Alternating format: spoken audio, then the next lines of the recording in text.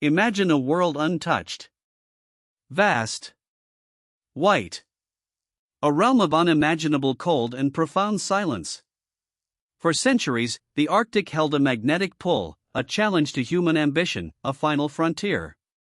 Its icy embrace promised glory, but also hinted at an indifferent, crushing power. In the mid-19th century, the British Empire, at the zenith of its power, looked north. Not just for discovery, but for dominion. To chart a passage through the frozen heart of the world. A dream, grand and dangerous, was about to set sail into the unknown. A journey destined to become one of history's most enduring mysteries. What whispers did the ice hold then? What secrets was it preparing to guard? The year was 1845. The Royal Navy, a force unmatched, launched its most ambitious polar expedition yet.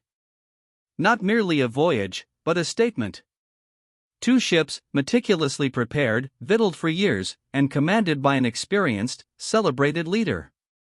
The aim, to finally navigate the elusive Northwest Passage, a trade route through the Arctic, a prize coveted for centuries. This was no ordinary venture, it was a grand design, backed by national pride and cutting-edge technology. Every detail considered, every contingency planned. Or so they believed. The confidence was palpable, an invisible cloak woven from ambition and Victorian self-assurance. But the Arctic waits for no man's hubris. At the heart of this formidable undertaking were HMS Erebus and HMS Terror. These were not fragile vessels, they were purpose-built, fortified for the relentless crush of the polar ice. Iron plating, reinforced bows, even steam engines and screw propellers, innovations rarely seen on polar expeditions of the era. They were floating fortresses, designed to conquer, to endure. Their names, Erebus, referring to primordial darkness, and Terror, suggesting fear, perhaps offered an unwitting premonition. But to their crews, they were symbols of strength, of safety against the unimaginable. Or so it seemed. What unseen forces would test their formidable hulls? What deep-seated fears would their names truly evoke? Commanding this grand venture was Sir John Franklin, a figure already steeped in Arctic legend. An experienced explorer, a Royal Navy veteran, a man who had faced the unforgiving North before. His previous expeditions, though fraught with hardship, had cemented his reputation as resilient, courageous, a leader capable of inspiring loyalty. He was chosen for his wisdom, his resolve, his prior encounters with the brutal beauty of the frozen North. There was an aura of invincibility about him, a confidence shared by his officers and men. No one doubted his capability. Yet, the Arctic has a way of humbling even the most seasoned. Could even Franklin's vast experience prepare him for what lay ahead? Or was this expedition destined to be different? The departure was a spectacle. Cheers, hopes, patriotic fervor. The ship sailed from England, fully provisioned for a journey expected to last 3 years, perhaps longer. They were last seen by a whaling ship in Baffin Bay, deep within the Arctic Circle, in July of 1845. Majestic. Powerful. They were pushing further, ever further, into the labyrinth of ice. The crews, 129 men in total, were confident, perhaps even buoyant, as they ventured into the glittering expanse. Then, silence. An abrupt, profound silence that stretched not just across the icy wastes, but across years. What was their last sight of open water? What were their final thoughts as the ice closed in around them? The initial optimism must have slowly, imperceptibly, begun to wane. As autumn deepened, the Arctic's grip tightened. The ships became trapped, locked in a vast, unyielding expanse of frozen ocean. For months, they endured the interminable polar night, the extreme cold, the sheer isolation. Life became a monotonous routine, a constant battle against the elements and creeping despair. Imagine the creaking of the ice against the hull, the howling wind, the vast, unbroken darkness outside. This was the reality of their first winter. They were prepared for this, or so they thought. But the Arctic holds a unique power. A power to not merely freeze the water, but to slowly, subtly, freeze hope itself. What conversations were held in the long, dark hours? What fears began to take root? The ice, however, was just one enemy.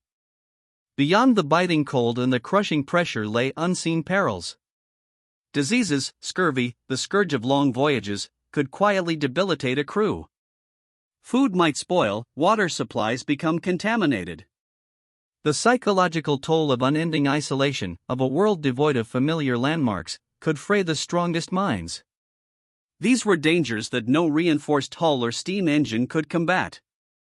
They were insidious, silent attackers, working from within. As the months turned into a second year, the true nature of their predicament would have slowly revealed itself. A silent, desperate realization. What choices were made in the face of these escalating threats?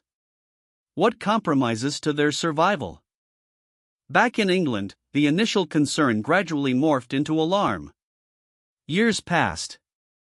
No word. No sign. The silence from the Arctic was absolute, deafening.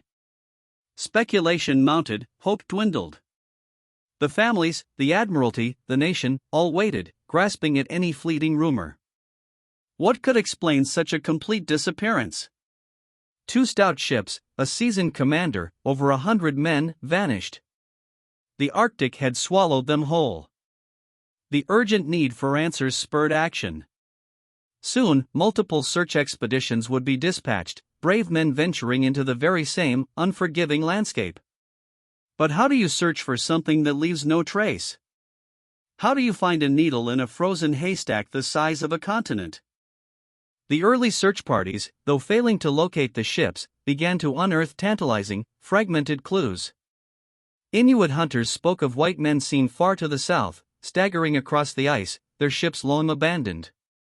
Others found discarded equipment, cairns, graves. Each discovery offered a fleeting glimpse into the expedition's fate, yet never the full picture. A pocket watch here, a piece of canvas there. What story did these inanimate objects try to tell? What desperate journey had these men undertaken?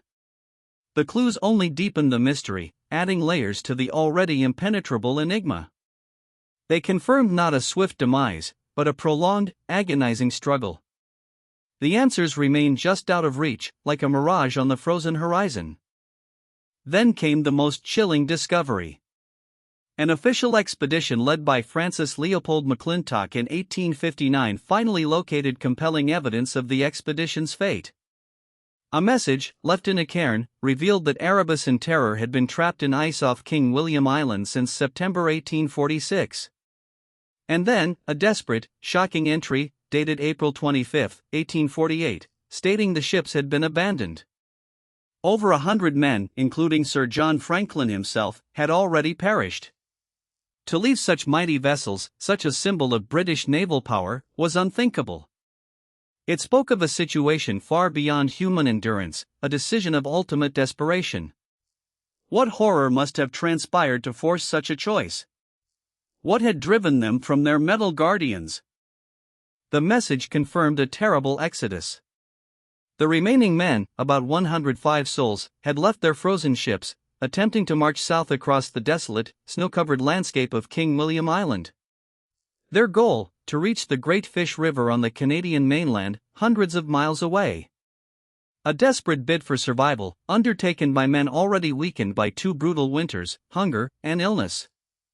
Imagine the scene, a long, struggling line of sailors, dragging heavy boats, their faces etched with privation, their hopes dwindling with every frozen step.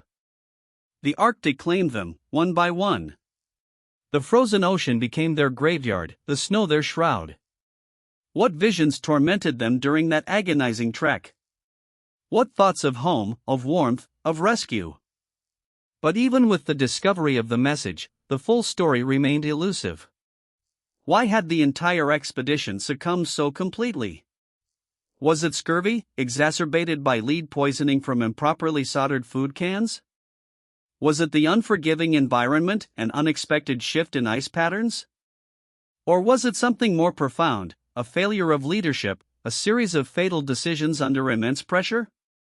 The precise combination of factors that led to their demise continues to be debated, analyzed, and reimagined. Each piece of evidence raises more questions than it answers, drawing us deeper into the labyrinth. What hidden dangers, unknown at the time, sealed their fate? The Arctic offers no easy confession. For over a century and a half, the Franklin expedition became an enduring symbol of Arctic mystery. Countless expeditions, funded by governments and private individuals, scoured the vast Canadian Arctic archipelago.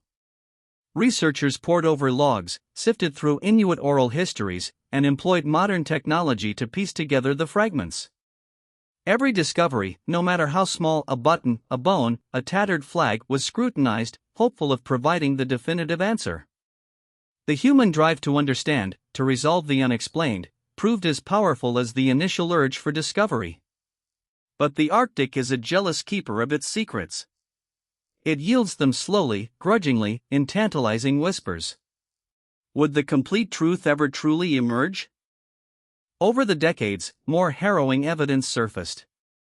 Graves on Beechey Island, containing the perfectly preserved remains of 3 young sailors, offered a chilling glimpse of early deaths, even before the main disaster. Later, forensic analysis of bones found on King William Island revealed signs of cannibalism, a stark, horrific testament to the extreme desperation of the men's final days. These were not just statistics, these were individuals, their last moments etched into the very landscape. Each relic, each skeletal fragment, deepened the tragedy, painting a picture of unimaginable suffering. What was the true extent of their ordeal? What unspoken horrors did the survivors witness and endure before their own demise? Then, in a remarkable breakthrough, the ships themselves were found. HMS Erebus was discovered in 2014, followed by HMS Terror in 2016, largely intact, resting on the seabed of the Arctic.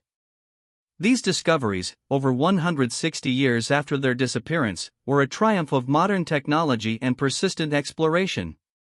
The wrecks lay in relatively shallow waters, remarkably preserved by the cold. Their discovery answered a significant part of the puzzle, the location of the ships. But merely knowing where they rest is not the same as understanding their final moments. What silent stories do these ghostly hulls hold? What mysteries of their abandonment still linger, undisturbed within their frozen cabins?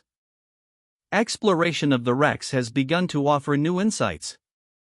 Artifacts recovered, meticulously documented, provide a direct link to the men who once sailed these vessels. Clothing, personal items, navigational instruments, each speaks volumes, yet in a language only partially understood. The state of the ships themselves, the position of their anchors, the condition of their internal spaces, all contribute to a growing narrative. Yet, fundamental questions remain. What was the exact sequence of events leading to their abandonment? Why were some aspects of the ships found in such an orderly state, others in disarray? The Arctic seabed is a vast, cold library, slowly revealing its pages. But some chapters, perhaps the most critical, remain stubbornly unread. The Franklin expedition remains a poignant testament to the allure and unforgiving nature of the Arctic. It is a story of ambition, courage, human vulnerability, and the immense power of the natural world. Even with the discovery of the ships, the definitive, complete account of their final moments eludes us. The ice, the fog, the blizzards, the vast, snow-covered landscape, they were witnesses to a terrible struggle, but they do not speak. They hold the ultimate secret, shrouded in their silent, frozen embrace. Perhaps the greatest mystery is not just what happened, but why we are still so compelled to ask. The Franklin expedition. Vanished. But never truly forgotten. Its whisper carries on the polar wind.